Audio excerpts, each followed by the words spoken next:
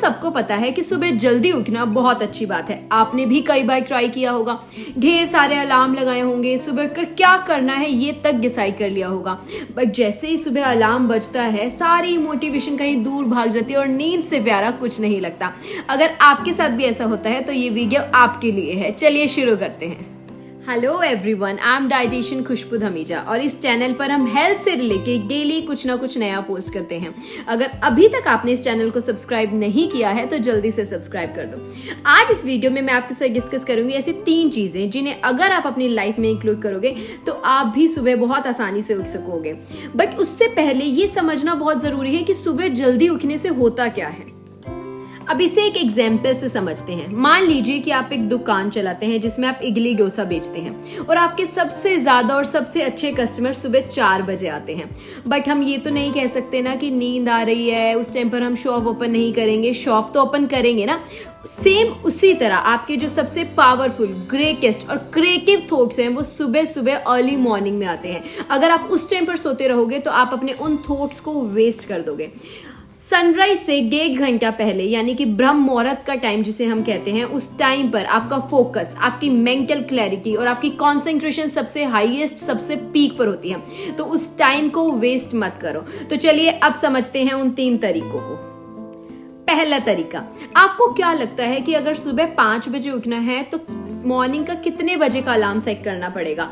4:30 का, 4:45 का या 5 o'clock का? जवाब है इनमें से कोई भी नहीं। अगर आपको सुबह जल्दी उठना है उसकी तैयारी आपको एक रात पहले से करनी होगी। आपको रात 9 बजे का अलार्म सेट करना होगा जिससे आपकी नींद अच्छे से पूरी होगी और आप मॉर्निंग में जल्दी उठ सकोगे। बट मुझे तो रात को 9 बजे नींद आती ही नहीं। नींद आएगी भी कैसे? हम देर रात तक तो गैजेट्स में लगे रहते हैं। डू यू नो कि ये जो गैजेट्स होते हैं, इधर आप लैपटॉप की बात करो, मोबाइल की बात करो, इन सबसे एक ब्लू लाइट एमिट होती है और ये ब्लू लाइट जो है आपके ब्रेन में मेलाटोनिन नाम के हार्मोन को सिक्रेट नहीं होने देती। एंड मेलाटोनिन हार्मोन जो है वो स्लीप प्रोमोटिंग हार्मोन है, जिस वजह से अगर आप देर रात तक गैजेट्स का यूज करते हो तो मॉर्निंग में आप सुबह कभी जल्दी नहीं उठ पाओगे। 7 to 8 आवर्स की स्लीप लेना बहुत जरूरी है। तो सुबह 5 बजे उठना है तो उसके लिए एक रात पहले रात को 9 बजे सोना बहुत जरूरी है। पहली चीज।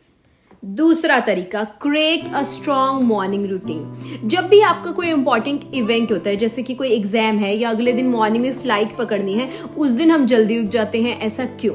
बिकॉज जब भी हम कोई चीज रात में प्लान कर सोते हैं तो वो चीज हमारे सबकॉन्शियस माइंड में रजिस्टर हो जाती है और हमारी नींद अपने आप ही खुल जाती है। जब तक आपके पास सुबह उठने की कोई स्ट्रॉन्ग वजह नहीं होगी, आप जितनी भी कोशिश कर लो, आप सुबह जल्दी नहीं उठ पाओगे।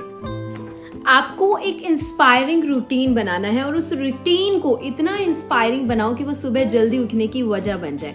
एक होलिस्टिक मॉर्निंग रूटीन में 3 M की जरूरत होती है। Number 1 M means meditation. आप मॉर्निंग में सबसे पहले उठते ही हाफ एन आवर की मेडिटेशन करो। आप किसी भी फॉर्म की मेडिटेशन कर सकते हो।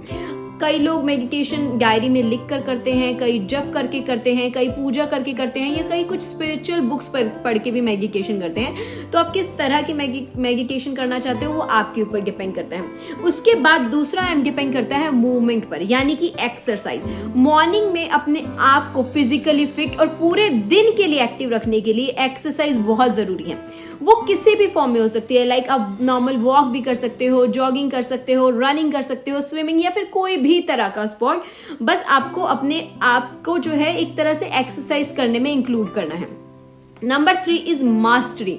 आप ये टाइम होता है अपने माइंड को शार्पन करने का। इसके लिए मॉर्निंग में उठकर आप तीसरी चीज जो करोगे वो आप कोई बुक पढ़ सकते हो। आप कोई स्पिरिचुअल बुक या फिर कोई भी ऐसी बुक जो आपके लिए एक इंस्पिरेशन हो, आप वो बुक रीड कर सकते हो। और अगर इसके बाद भी आपको लगता है कि अलार्म ऑफ हो रहा है तो आप एक और काम भी कर सकते हो। आप अलार्म को, फोन को अपने बेड से थोड़ा दूर रखिए, जिससे कि जब अलार्म बजेगा आपको खुद चल के जाना पड़ेगा।